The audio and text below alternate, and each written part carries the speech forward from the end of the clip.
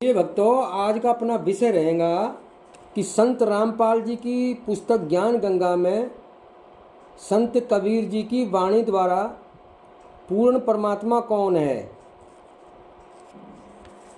तो ज्ञान गंगा में पेज नंबर 7 पर देखें, एक कबीर साहब की वाणी है, वो उठाकर इस ज्ञान गंगा में लिखी है। अब भक्तों ने लिखी है कि रामपाल जी ने लिखी है, लेकिन जिम्मेवार तो रामपाल जी है। जब उनका फोटो लग रहा है पुस्तक में, तो चाहे लिखने वाला भक्ति हो और उनका सत्संग सुन करके उन्हें लिखा हो तो कोई बात नहीं है, लेकिन वाणी तो कबीर साहब की है ना। अब यहाँ पर उठा करके भक्तों ने या रामपाल जी ने इसको लिख दिया, तो सोम कबीर साहब पूर्ण परमात्मा किसको बता रहे हैं, वो बात हमको माननी चाहिए ना। कबीर साहब की बात रामपाल जी ने जो लिखा है तो वो वाणी पूरी सत्य लिख दी इसमें।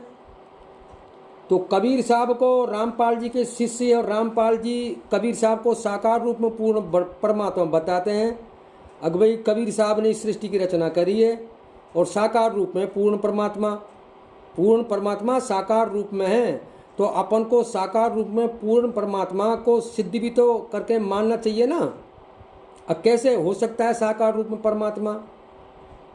तो इसके लिए सोम कबीर साहब भी अपनी वाणी के द्वारा इस शब्द में बोल रहे हैं कि मैं तो उसका सुमरण करता हूँ जो सर्वज्ञ प्रभु कण कण में जर्रे जर्रे में सब्जी के विराजमान रहता है 24 घंटा, उसका मैं भी सुमरण करता हूँ। तो इस वाणी में क्या है बोल रखा है यहाँ, क्या कौन सी वाणी है वो पूरी, उसको सुनो और सभी भक्त सुनो उसको।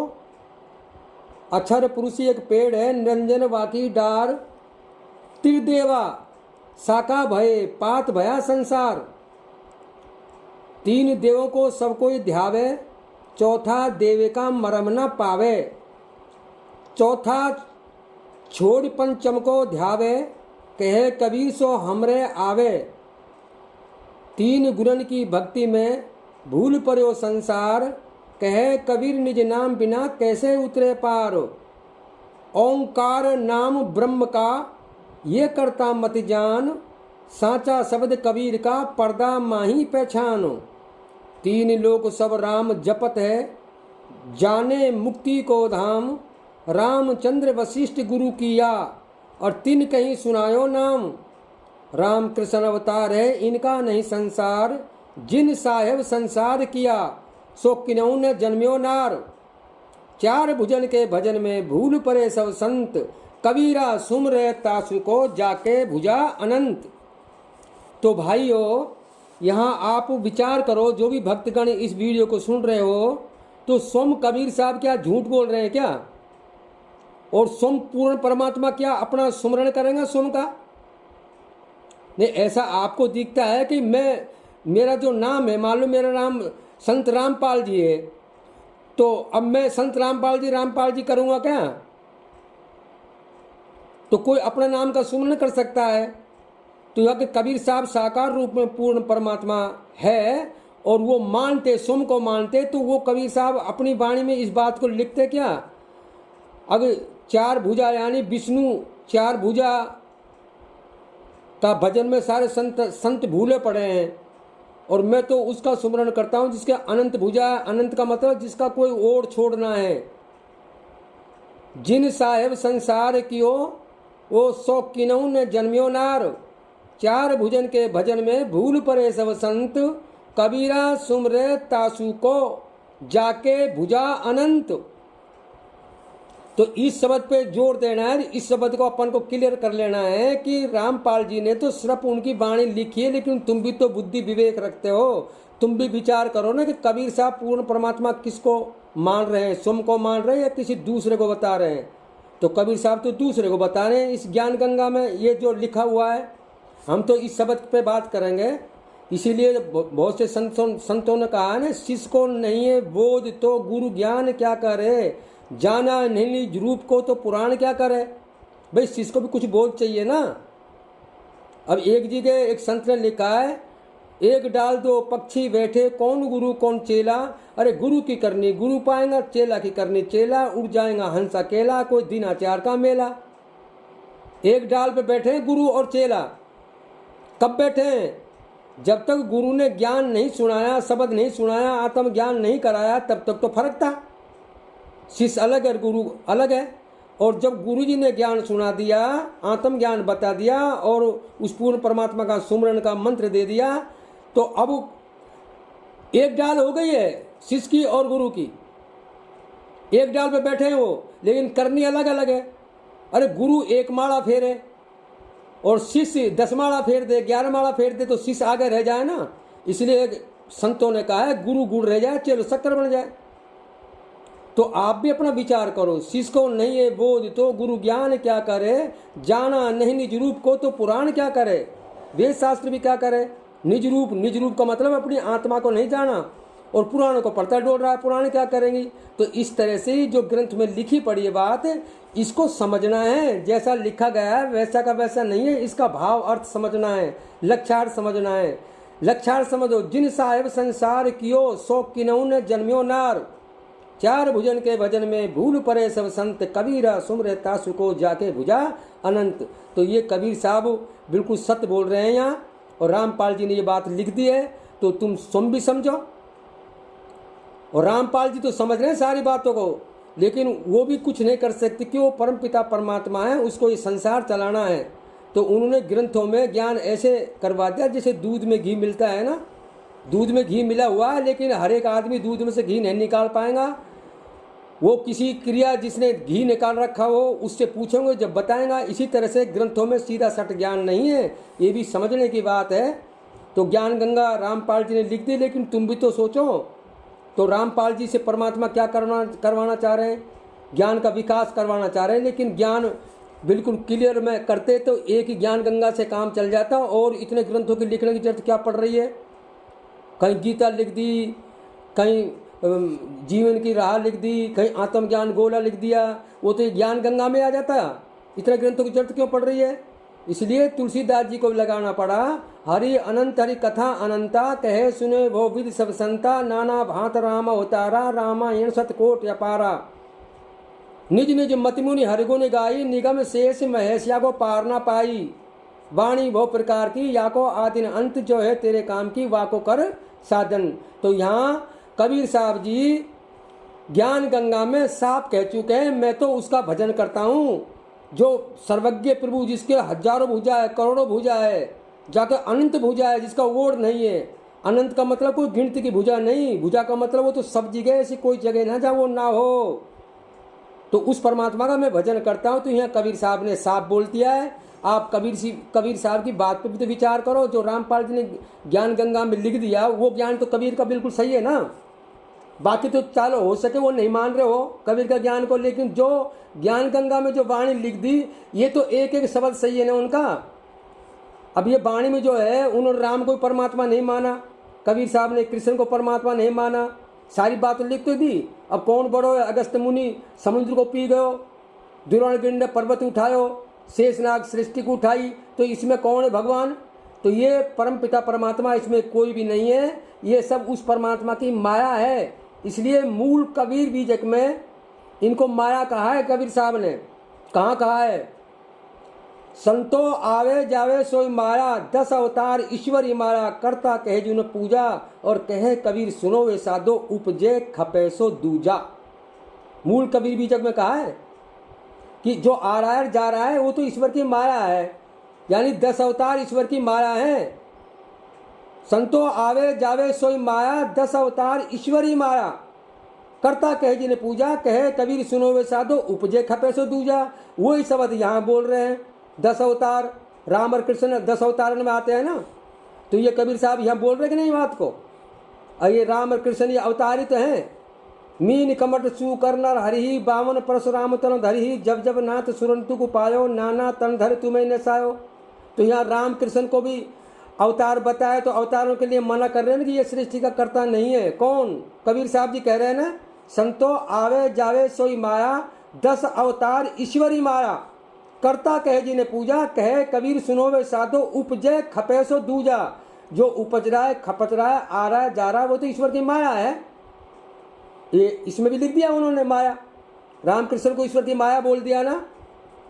और जो आ रहा है जा रहा है, कबीर साहब चार युगों में आए ना, तो कबीर साहब चार युगों में आया, तो आने जाने को तो कबीर साहब माया बोल रहे हैं ना भाई। कबीर साहब आ रहे हैं, आप भी बता रहे हैं, अगर चार युगों में आए गुरु बन करके आते हैं और जाते हैं, तो कबीर साहब तो ये कह रहे हैं आवे जावे जो वो माया है ईश्वर की, और जो उपजना खपरा है वो माया है। आना जाना आत्मा का है और उपजना खपना शरीर का है। जो उपजरा खपरा है वो ईश्वर की माया है ना।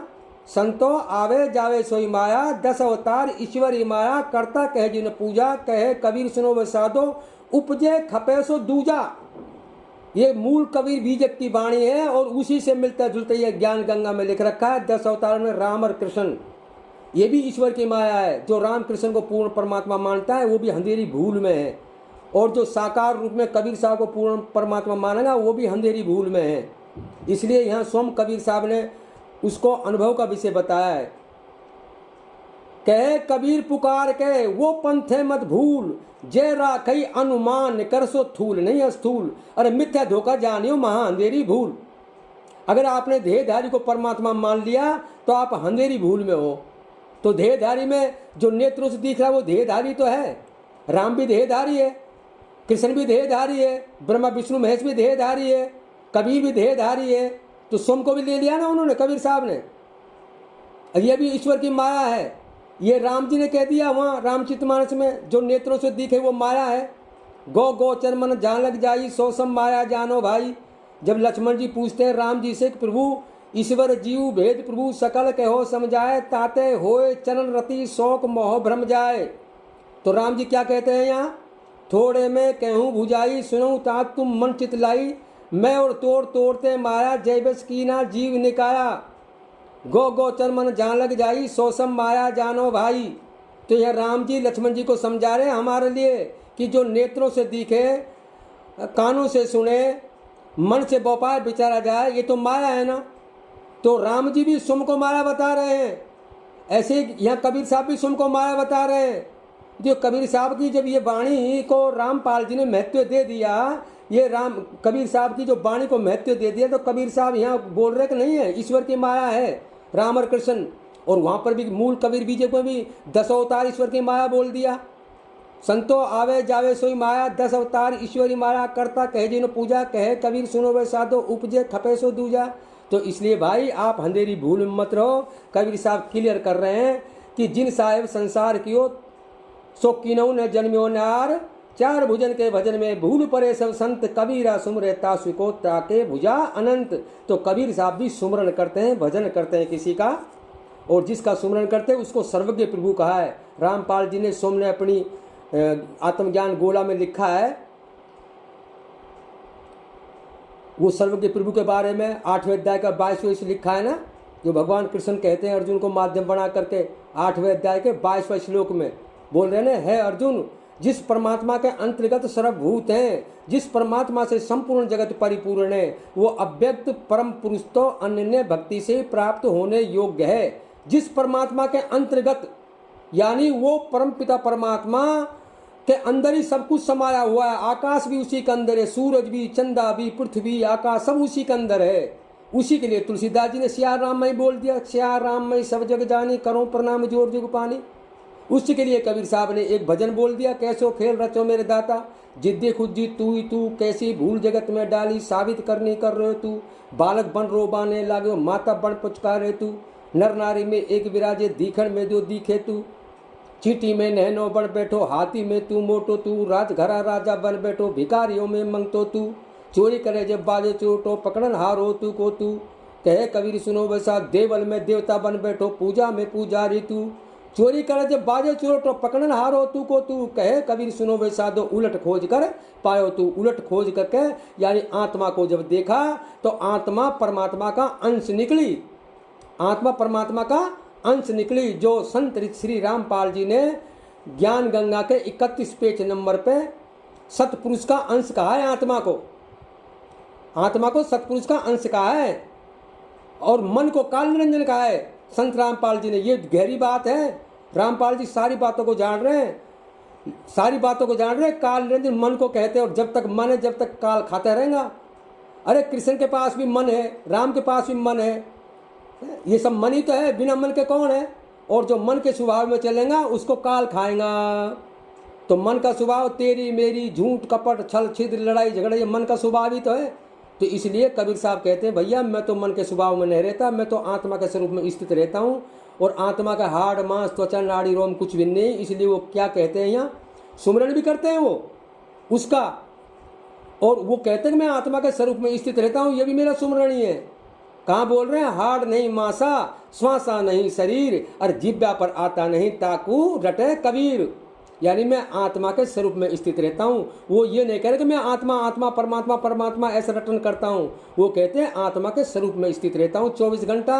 मैं शरीर के गुण में नहीं बरता, शरीर के गुण में बरतूंगा तो फिर मेरे को काल खाते रहेगा। क्यों? शरीर के गुण में तो मन है ना। जब भी तो कहता है मन के मते न चालिए, मन है पक्का दूध कूद पड़े दर्रा में जब जाए हाथ से छूट। तो संत रामपाल जी ने आत्मा को उस सतपुरुष का अंश बताया। सतपुरुष बोलते हैं जो कण कण में जर्रे जर्रे में विराजमान है, जिसको यहाँ अनंत भुजा बोला है कबीर साहब ने। कबीर साहब ने अनंत भुजा बोला है उसको, और रामपाल जी ने उसको सतपुरुष बोल दिया और आत्मा को उसका अंश बता दिया। तभी तो वह कहा है ना कि भगवान ने तीनों को श्राप दे करके और बहुत पछताई। तो इसी प्रकार बिना विचारे जीव बिना सोचे मन काल निर्णय के प्रभाव से आकर गलत कार्य कर देता है। परंतु जब आत्मा सतपुरुष के प्रभाव से ज्ञान होता है, जब पछताना पड़ता है। तो यहाँ कबीर साहब सोम कह रहे भैया मैं तो आत्मा के स्वरूप में रहता हूँ, मैं क्यों पछताऊंगा किसी को? और जो आता जाता है वो आत्मा होती है, परमात्मा सर्वव्यापी है। अगर आप कबीर साहब को पूर्ण परमात्मा मानना चाहें तो कोई बात नहीं है, मान लो, आपको दिक्कत क्या है। लेकिन साकार रूप में जो परमात्मा मानोगे आप कबीर साहब को या राम को या कृष्ण को, तो बैकुंठ जाओगे, वापिस आओगे और फिर 84 लाख योनियों के घेरे से नहीं बच सकते।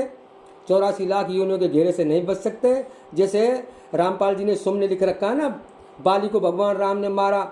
जब बाली को भगवान राम ने उसकी जीवात्मा को बैकुंठ धाम में भेज दिया, बैकुंठ धाम में कुछ समय का सुख भोग करके द्वापर में शिकारी भील बना और राम कृष्ण बना। और वो शिकारी भील बन के वो राम कृष्ण के तलवे में बाण मारा, कृष्ण देवलोक को गया। और जब बाली शिकारी वहाँ पहुँचा तो वो पश्चाताप करने लगा। तो कृष्ण ने कहा भाई तेरा मेरा कर्म का बैलेंस था जो बराबर हो गया है। तो कहना का मतलब जो साकार रूप में पूर्ण परमात्मा मानोगे, चाहे कबीर को मानो, चाहे राम को मानो, चाहे कृष्ण को मानो, तो मोक्ष नहीं हो सकता, जन्म मरण से पिंड नहीं छूट सकता। और रामपाल जी का लक्ष्य है जन्म मरण से पिंड छूटवाने का। जब भी तो 18वें अध्याय का 5वें श्लोक में कहा ना, है अर्जुन उस परमेश्वर को भली उस परमेश्वर की शरण में जा, उस परमेश्वर की कृपा से तू परम शांति तथा सनातन परम धाम को प्राप्त करेगा। ये संत रामपाल जी का लक्ष्य है मोक्ष प्राप्ति का, सनातन परम धाम में जाने का। तो सनातन परम धाम में तो तुम जब जाओगे, जब उस निराकार रूप परमात्मा को जो सर्वव्यापी सब जगह रहता है उसको जानोगे, आप कहेंगे वही सर्वज्ञ प्रभु कबीर साहब बन करके आ गया। तो वो तो फिर कम हो गया है ना। वो वस्तु तो कटती नहीं, फंसती नहीं, जलती नहीं है ना।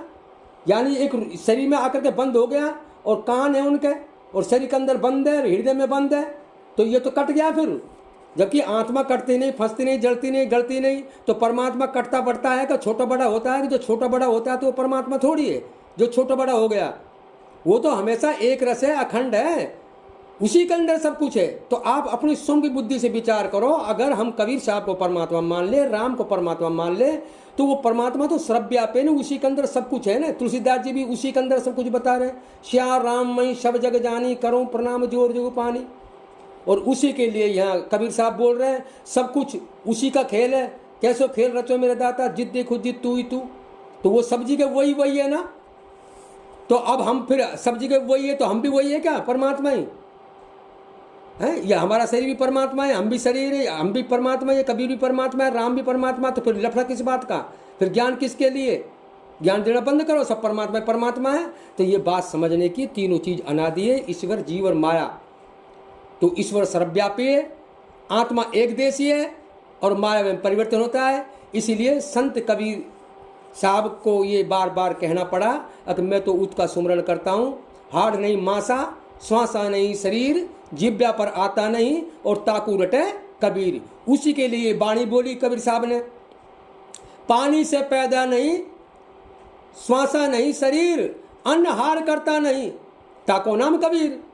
तो आत्म दृष्टि से कह रहे हैं कि ये आत्मा को कबीर कह रहे हैं यहाँ। और एक जी के संतो अवगत से चला आया मेरा मर्म भेद ना पाया, इस वाणी में आप यूट्यूब पर सुनो इस भजन को। इसमें कबीर साहब शरीर की बात करते हैं, यहाँ तो आत्मा की बात कर रहे हैं और वही शरीर की बात करेंगे। जैसे यहाँ आत्मा की बात कहाँ करेंगे, पांच तत्व का धड़ना मेरे जानू ज्ञान अपारा, सत्य स्वरूपी नाम साहेब का वही नाम हमारा। कौन बोल रहे हैं, कबीर साहब, कि पांच तत्व का धड़ना ही मेरे शरीर नहीं है, पांच तत्व का धड़ना मेरे जानू ज्ञान अपारा और सत्य स्वरूपी नाम साहेब का वही नाम हमारा। आत्म ज्ञान गोला में 4 नंबर पेज पे देख ले, अबदू अवगत से चल आया मेरा मर्म भेद नहीं पाया। यानी आत्मा को भी कोई जान पाया है, उसको भी कोई नहीं जान पा रहा, नेत्रों का विषय नहीं है। तो यहाँ सोम कबीर साहब आत्म दृष्टि से इस भजन को लिख रहे हैं, बोल रहे हैं मैं अवगत से चल के आया हूँ। तो आया हूँ तो जगह खाली हो गई जहाँ से वो आए, और वो सर्वव्यापी परमात्मा सब जगह रहना है उसको, तो ये तो आ गया कहीं से। संत तो आत्म दृष्टि से बोल रहे हैं, संतो अबदू अवगत से चल आया मेरा मर्म भेद नहीं पाया, पांच तत्व का धरना मेरे जानू ज्ञान अपारा, सत्य स्वरूपी नाम साहेब का और वही नाम हमारा। और फिर आगे इसी लाइन में ये रामपाल जी ने अपनी ज्ञान गोला पुस्तक में पूरा भजन की व्याख्या नहीं करी, पूरा भजन भी नहीं लिखा। अगर आप YouTube पर इस भजन को सुन सकते हैं तो वहाँ क्या लाइन आएंगी, वहाँ शरीर के बारे में आएंगी। हते हते हते विधे देह धरि आयो, हते विधे देह धरि आयो, काया कबीर कहायो, कि मेरे देह नहीं है लेकिन मैं देह धरि आयो। हते विधे देह धरि आयो, काया कबीर कहायो, संतो अवगत से चली आयो मेरा मर्म भेद नहीं पायो। हते विधे, हते का मतलब मेरे देह नहीं है, मैं विधेय हूँ लेकिन देह धर के आयो हूँ। तो यह कबीर साहब साफ बोल रहे कि नहीं, आत्मज्ञान गोला में अपना भेद बता रहे कि नहीं, मैं देह धर का आया हूँ।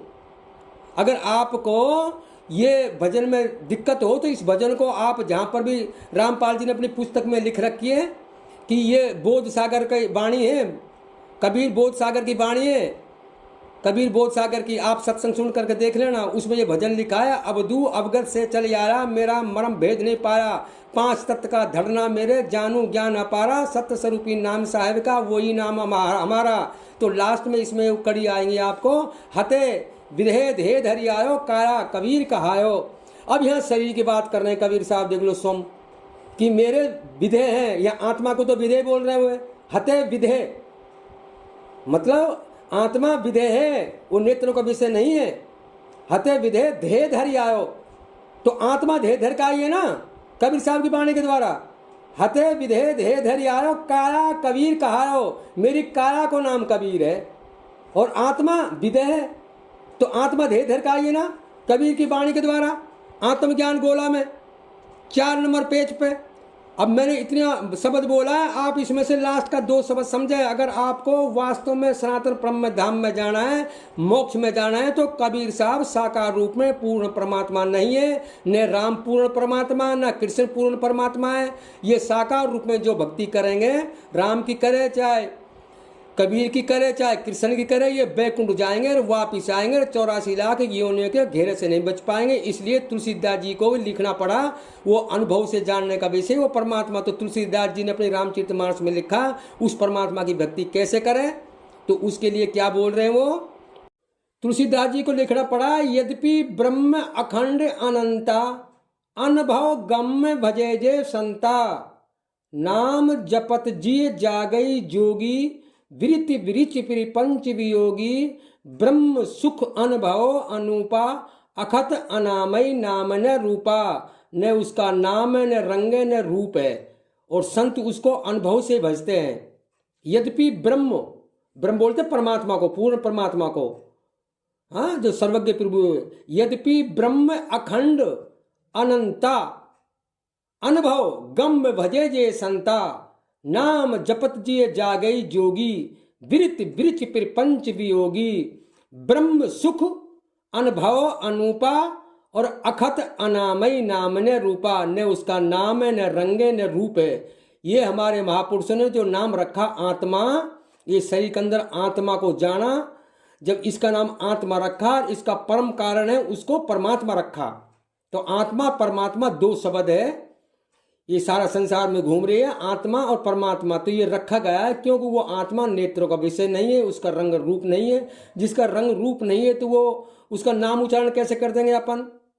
इसीलिए उसके अनंत नाम बोल दिए।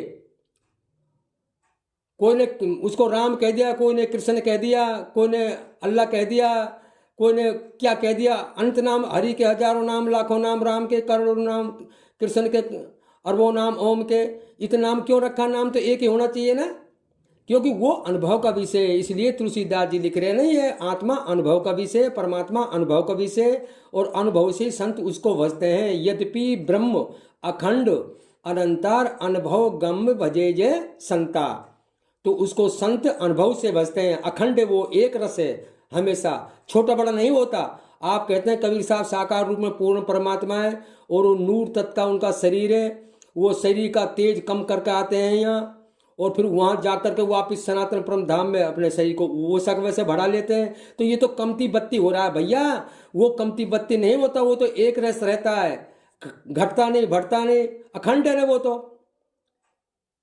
अब ये तो खंड में आ जाएंगे, टुकड़ा हो जाएंगे इसका, तो फिर ये सुकड़ जाएंगे। तो वो सुकड़ता है क्या परमात्मा? कभी वो सर्वज्ञ रहे, कभी वो सर्वज्ञ ना रहे। कभी वो सर्वज्ञ प्रभु राम बन कर आ जाए, कभी कृष्ण बन कर आ जाए, कभी ब्रह्मा विष्णु महेश बनकर आ जाए। तो ये कैसे सर्वज्ञ? वो सर्वज्ञ का मतलब सब जगह रहना है उसको, उसी के अंदर सारा संसार समाया हुआ है। इसीलिए यहाँ सोम कबीर साहब ने अपने जो ज्ञान गंगा पुस्तक में, इसमें उन्होंने बोल दिया है वो परमात्मा के बारे में, उसके अनंत भुजा है, और मैं भी उसका सुमरण करता हूँ। लोग बाग तो चार भुजा का विष्णु का भजन करते हैं, लेकिन मैं तो उसका करता हूँ जिसका अनंत भुजा है, जिसका अनंत का मतलब कोई ओर छोड़ नहीं है। तो यहाँ मैंने आपको ज्ञान गंगा के माध्यम से और अध्यात्म ज्ञान गोला के माध्यम से कबीर का जो भजन है, अवधू अवगत से चले आया मेरा मर्म भेद ना पाया, तो उसके माध्यम से सोम कबीर साहब कह रहे हैं कि मेरा काला का नाम तो कबीर है। हते विधे धे धर आयो, काला कबीर कहायो।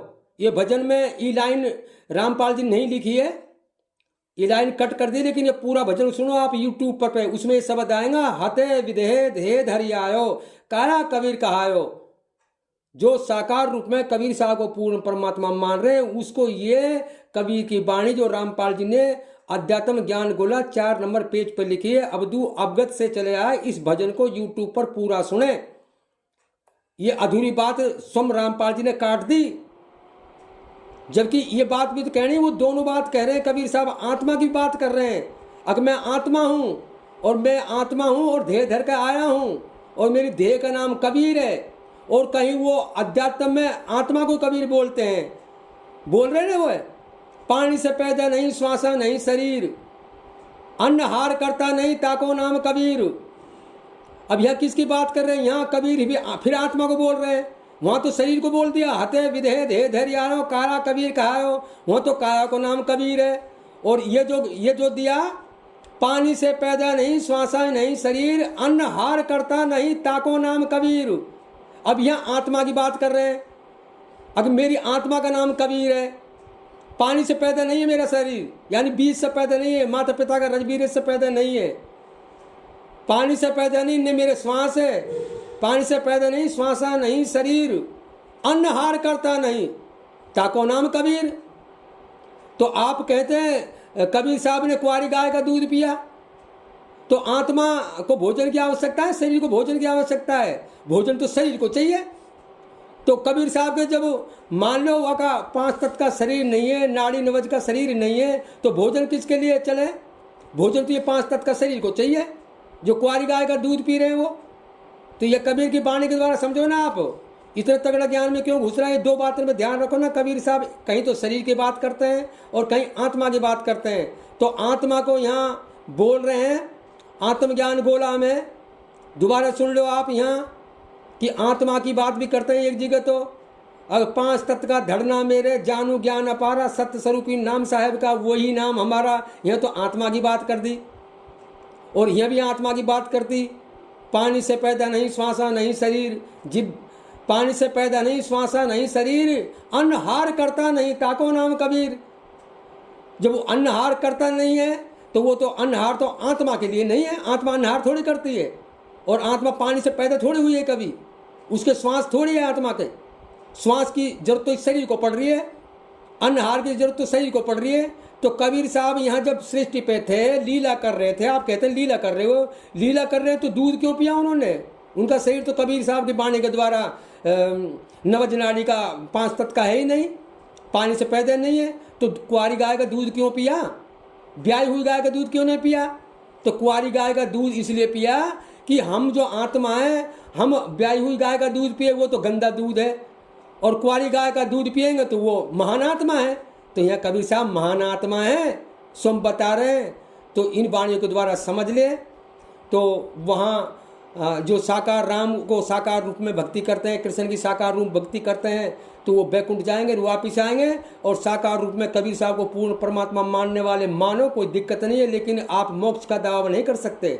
तो यहाँ स्वयं कबीर साहब ने मना कर दिया है, जो इनकी पूजा पाठ करेगा साकार रूप में तो वो अंधेरी भूल में है। मूल कबीर बीजक में कहा है, स्वयं कबीर साहब ने कह दिया ना, ये कहे कबीर पुकार के ओ पंथे मत भूल, जय राखई अनुमान कर सो थूल नहीं अस्थूल। अरे मिथ्या धोखा जानियो महा अंधेरी भूल। हाँ, तो आप अंधेरी भूल में अगर आपने देहधारी को परमात्मा मान लिया, तो देहधारी उसको बोलते जो नेत्रों से दिखे, जो यहाँ शरीर धर कर रहे, यहाँ वो देहधारी तो है, चाहे वो राम हो, चाहे कृष्ण हो, चाहे कबीर साहब हो। अगर यह भक्ति करते हैं तो आप बैकुंठ जाना है तो खूब भक्ति करो, लेकिन मोक्ष का दावा नहीं कर सकते आप, मैं जन्म मरण से रहित हो जाऊं। इसलिए तुलसीदास जी को अपने रामचरितमानस में लिखना पड़ा कि ब्रह्मा विष्णु महेश भी पैदा हुए हैं, शंभु वृक्ष विष्णु भगवाना, उपजे जासु अंशते नाना। और ये भी भजन करते हैं, तप बल प्रपंच रचय विदाता, तप बल विष्णु सकल जगत्राता, तप बल शेष धरय मही भारा, और तप बल शंभु करे संगारा। अरे ब्रह्मा विष्णु महेश तो उसके चरण रज की वंदना करते हैं। सुन सेवक सुरतर सुरधेनु, विधि हरिहर बंदित पद रेणु। ब्रह्मा विष्णु महेश तो उस परमपिता परमात्मा की चरण रज की वंदना करते हैं, यानी उनके चरण थोड़ी, वो तो सब जगह है, लेकिन यहाँ भाव दिखाना है। सुन सेवक सुरतर सुरधेनु, विधि हरिहर बंदित पद रेणु, शंभु वृक्ष विष्णु भगवाना, उपजे जासु अंशते नाना। ब्रह्मा विष्णु महेश से उपजे हैं, और वो भी तब भजन करते हैं। तप बल प्रपंच रचय विधाता, तप बल विष्णु सकल जगत त्राता, तप बल शेष धरे मही भारा, तप बल शंभु करे संगारा। ये रामचरितमानस की चौपाई है, और इसी के लिए कबीर साहब कह रहे हैं भैया, ये जो 10 अवतार है ना, ये तो उस परमात्मा की माया है। मीन कमट सुकर्णर हरि, बावन परशुराम तन धरि, जब जब नाथ सुरन दुख पायो, और नाना तन धर तुम्हें नसायो। तो मूल कबीर बीजक में साफ लिखा है, संतो आवे जावे सोई माया, 10 अवतार ईश्वरी माया, करता कहे जिन पूजा, और कहे कबीर सुनो वे साधो, उपजे खपे सो दूजा। जो आता है और जाता है वो तो उस ईश्वर की माया है। तो कबीर साहब 4 युगों में आए और वो गए, तो ये उनकी माया है। आत्मा भी उनकी चेतन माया है, जो गीता के 7वें अध्याय में साफ बोल दिए कि उस परम पिता परमात्मा कृष्ण माध्यम बनकर बोल रहे हैं कि मेरी 2 प्रकृति है, चेतन प्रकृति और जड़ प्रकृति। चेतन प्रकृति है जीवात्मा, जड़ प्रकृति 5 तत्व मन बुद्धि अहंकार, इनसे मैं संपूर्ण भूतों को रचता हूँ। और 15वें अध्याय का 4थे श्लोक में उन्होंने साफ बोल दिया ना, 15वें अध्याय का 4थे श्लोक में है, अर्जुन उस परम पद रूप परमेश्वर को भली भांति खोजना चाहिए, जिसमें गया हुआ पुरुष वापिस संसार में नहीं आता। और 15वें अध्याय के 16-17 श्लोक में रामपाल जी ने लिख रखा है ना, वो अविनाशी पुरुष, नासी पुरुष और उत्तम पुरुष। नासी पुरुष ये शरीर, उत्तम पुरुष जीवात्मा। नासी पुरुष ये शरीर, अविनाशी पुरुष जीवात्मा, उत्तम पुरुष तो अन्य ही है, जिनको वेदों में परमेश्वर परमात्मा का है। तो 18वें अध्याय का 62वां श्लोक लिखा है ना कबीर साहब ने, वो रामपाल जी ने लिखा है ना, 18वें अध्याय का 62वां श्लोक है, अर्जुन उस परमेश्वर की शरण में जा, उस परमेश्वर की कृपा से तू परम शांति तथा सनातन परम धाम को प्राप्त करेगा। उस परमेश्वर जो कण कण में जर्र जर्र में विराजमान है। यहाँ स्वयं कृष्ण जी भी कह रहे हैं, मैं भी उसकी शरण में हूँ। तो आप विचार कर लें, स्वयं रामपाल जी ज्ञान में जो लिख रहे हैं, आत्मज्ञान गोला में लिख रहे हैं और ज्ञान गंगा में लिख रहे हैं, और स्वयं कबीर साहब जी भजन करते हैं उसका। 4 भोजन के भजन में भूल पड़े सब संत, कबीरा सुमरे तासु को ताके भुजा अनंत। तो मैं यहाँ अपनी वाणी को विराम दे रहा हूँ। आपके जो समझ बैठे ज्ञान, इस वीडियो को जो चाहता है मोक्ष तो 2-3 बार सुनेगा तो समझ बैठेगा। बहुत कुछ मैं कह चुका हूँ, लेकिन आप अपनी ज्ञान गंगा पुस्तक से मिलान कर लें। और जो कबीर साहब ने ज्ञान गंगा पुस्तक में लिखा है तो वो कोई दिखावटी बात नहीं है, वो यथार्थ बात है। इस पर विश्वास करके चलना चाहिए आदमी को। यहाँ अपनी वाणी को विराम दे रहे हैं।